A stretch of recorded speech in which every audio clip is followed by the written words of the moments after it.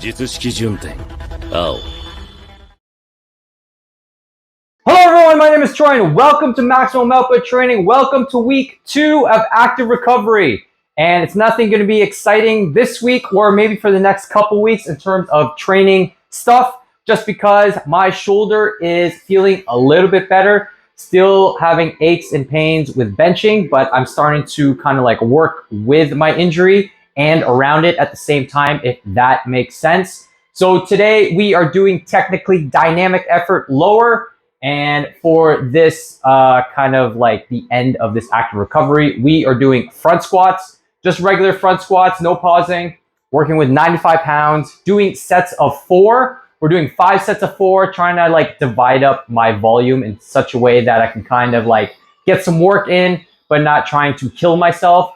So last week on the dynamic effort part, I did 5 sets of 2.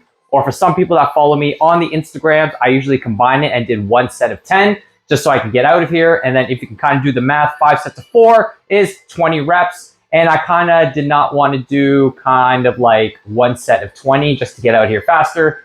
And I'm trying to like pace myself a little bit better so I can ease back into training when I go back to kind of like a conjugate style of my training program for next week.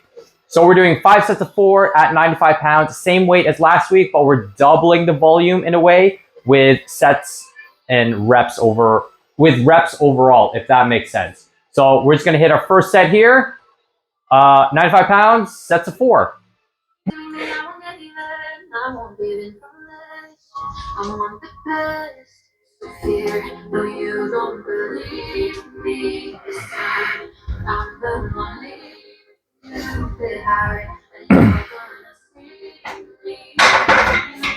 I think I did 5 there. That's okay. I'm just trying to work back into normal sets and reps of what I normally do for conjugate. Since I usually play with doubles for squats, I think just kind of like going back to 5 sets of 4, just easing back into kind of the structure of my program. And then I kind of get back into the full swing of things for conjugate training. So I was easing back into active recovery last week. This week, I mostly just doubled the reps in a way. I didn't really up the weight on anything. So if I did 2 sets of 4 last week, I just left the weight and did 3 sets of 8 this week. So going from 2x4 to 3x8, just upping the volume a smidgen, but not changing the weight. And that's the idea of the other training weeks this week. And then going forward with conjugate training, lower body days will probably be roughly the same in terms of volume, training, and intensity. And weights will probably be the same, hence intensity. Upper body days, I'm still not sure what I'm gonna do with that.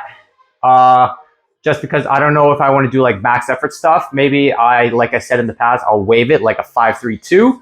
That way I'm not going super balls to the wall when I go for a top single.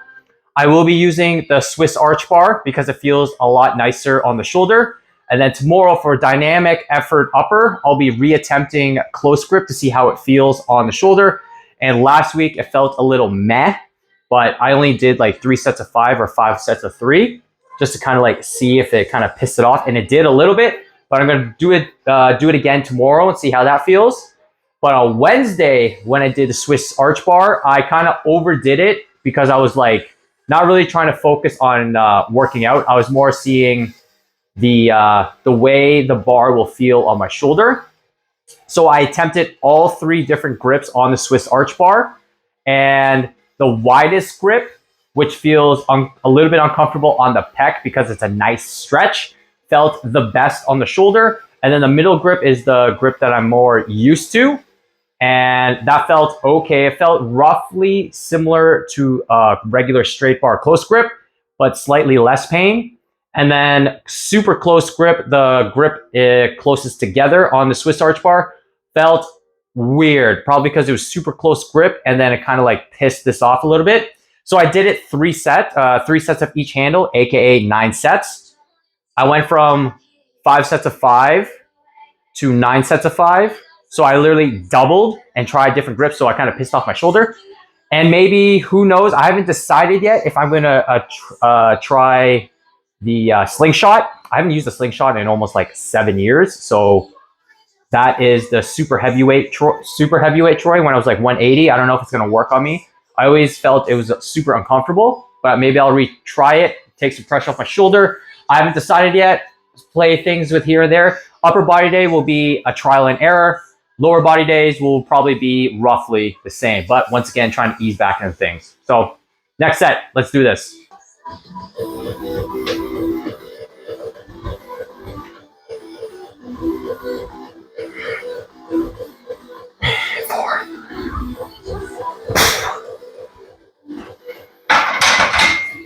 Okay, I did 5 reps again there. So it looks like we're doing 4 sets of 5 instead of 5 sets of 4, just because I'm really trying to like get back into the movement of front squatting, because front squats will be my first dynamic effort wave.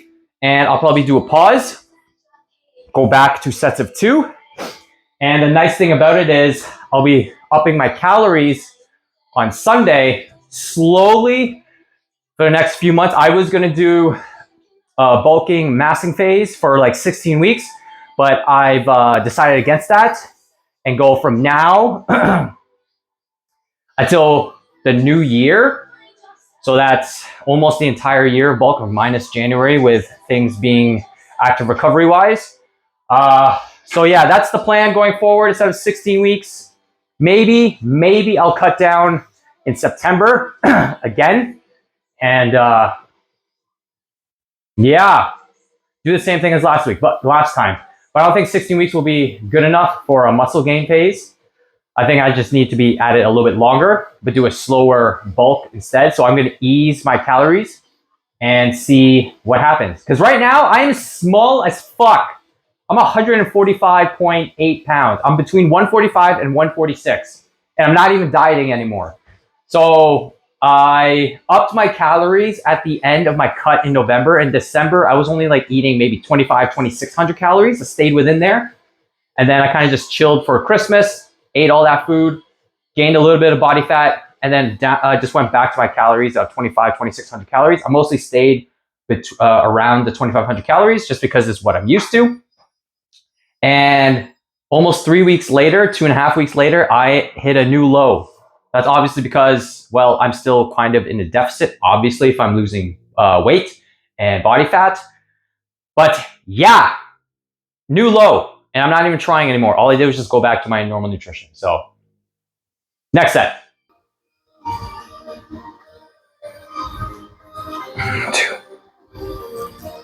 3, 4.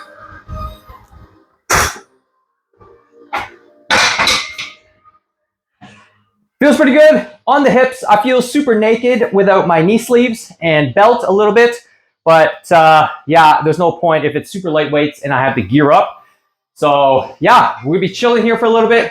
I got one more set and I'll see you for the next accessory. All right, front squats done, 95 pounds for 4 sets of 5. And I said at the beginning that I programmed 5 sets of 4.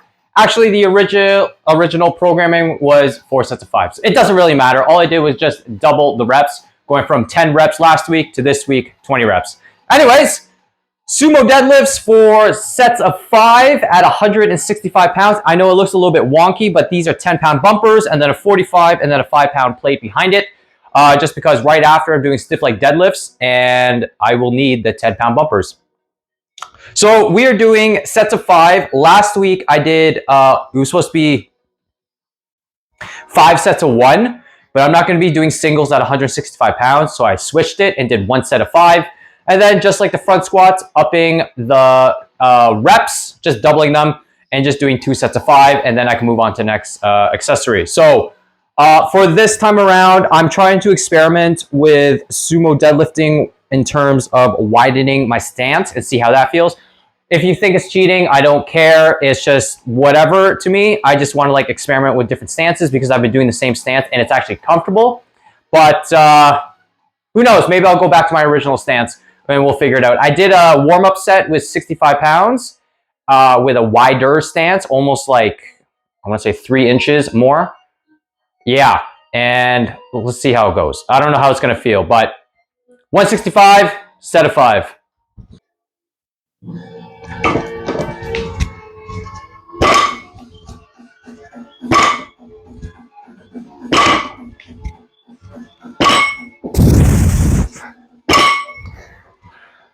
To be honest, I actually hate that. 65 pounds did not have enough weight bearing on the body, and 165 does have bearing on the body.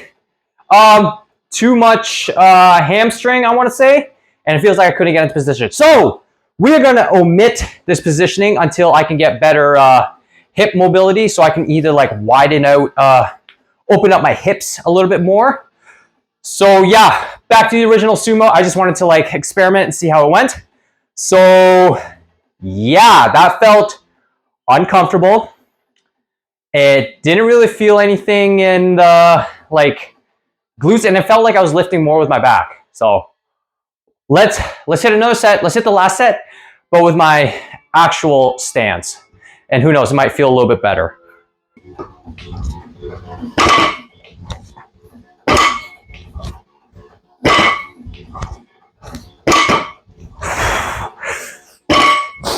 Oh yeah, that felt a lot better. More in the hips, more a little bit in the glutes, and I didn't feel like my hamstrings were gonna blow off the bone. So yeah, we're gonna go back to my original stance. I was debating on doing one more set, but for volume and exhaustion and just easing back in training, we're gonna keep it there and move on to the next accessory. So I'll catch you for that.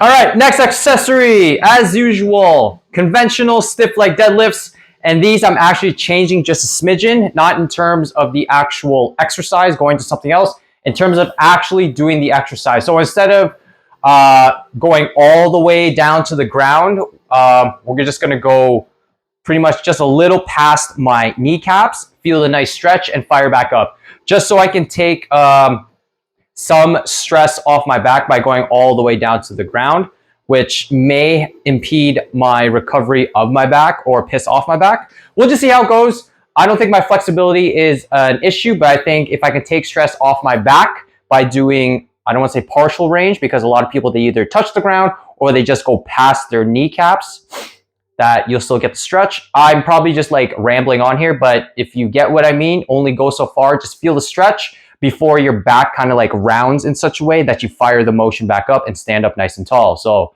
that's what I'm gonna do going forward, see how that goes. I'm not too sure. I did mention it in one of the previous videos.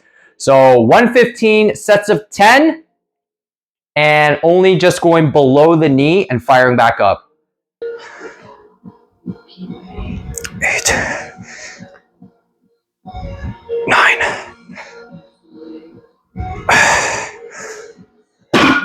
Okay, it's only 115 pounds, which is like 50% of what I normally use. And that actually felt really, really good. Probably because it's light and I was focusing more on the form and technique. That felt a nice stretch in my hamstrings and more glute activation by slowing down, going a partial way, and not going all the way to the ground. I don't know, I might have just to clean it up, lower the weight in the future, and really focus on, I don't want to say like slowing down the eccentric, but slightly slowing down the movement, maybe do a little pause where then at the end of the bottom of the kneecaps.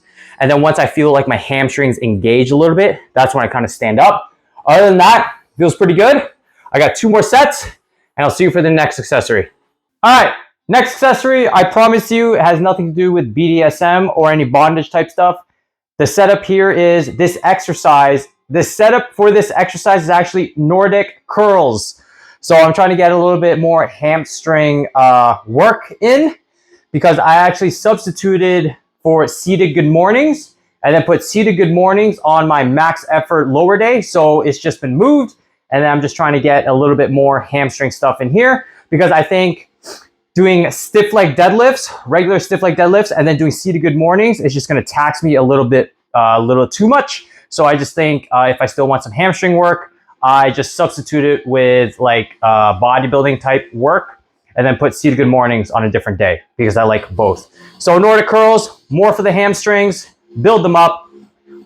Since I don't have a true Nordic type style bench or foot secure attachment, I'm using the band to help me because right now, if you can kind of see, I only have this, oh God, I have this little bar here on my squat rack that I can kind of like jam my feet into, but it won't secure my feet or my ankles down. So I'm just not strong enough for that, and my foot will cramp trying to raise me up. It's just, try to jam your foot into something and then try to do Nordic curls. It's gonna be a little bit weird because you're not super secure. And since I'm not strong enough with Nordic curls, the band is to help and to get me out of the hole for my foot placement not being secure. So it's like a give and take. It's not a true Nordic curl, but I'm doing the best I can with what I have. So we're just gonna do it this way. And then slowly as I get stronger at these, use the lesser band. And then unfortunately, I can't do body weight because like I said, my foot will not be secure and it's just gonna be a little bit awkward to do. So for now, body weight Nordic curls with a green band, which is taking roughly 60 pounds, 65 pounds off body weight, and then just jamming my feet and trying to be as secure as possible for sets of 12. 10, 11. One more for luck. Okay, I gotta get out of this band. It's pinching my skin. So, yeah, that felt awkward. It hurt on my skin folds with the band. Feels nice on the hamstrings. I wish I could secure my foot a little bit more so I can really dig into the movement. But working with what I got, banded leg curls are not doing that much for me anymore, no matter the band tension and the way it's set up.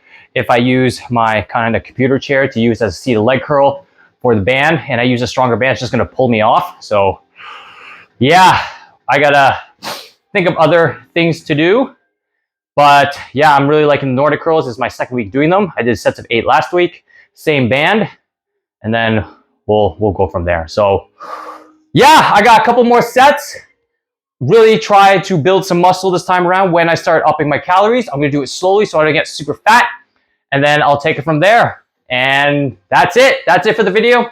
Comment, rate, subscribe, all that fun stuff. If you want some online coaching and a free 20-minute fitness consultation, there's some stuff in the description below. We can set it up and then we'll go from there. If you want to follow me on the Instagrams and see some reels, information type stuff, you can find me at MaximumOutput_training.